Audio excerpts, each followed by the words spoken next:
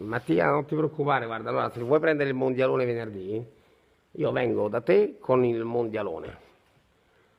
Mi porto via la tua Vespa, la metto in garage tranquilla a 30 gradi dove non la tocca nessuno, e poi lunedì vengo a mangiare una cosa da te a pranzo, ma caro Mastro Roggiaro, e mi riprendo ti lascio la Vespa, che io ho girato con il CN tutto il weekend, e mi riprendo il mondialone e lo metto a posto. Tanto con me puoi stare tranquillo, la metto in garage, è tranquilla, la moto è al sicuro. In garage è al sicuro. È da me che non è al sicuro, perché poi vai col Siena a riprendere la Vespa del mastro e dici, ma le chiavi della Vespa del mastro a dove stanno? O era?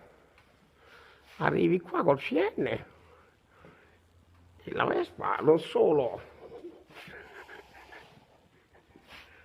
le chiavi ce le ha attaccate, no?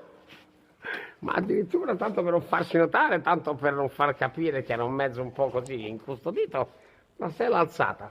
Però ci abbiamo trovato dentro casco e guanti, perché ancora un po' di onestà c'è, e le chiavi, tanto per partire di slancio. Un lunedì straordinario. Secondo te sto male? A vacanza ci vorrebbe. Viva la vita, tutta la vita, bella per te. La Neuro!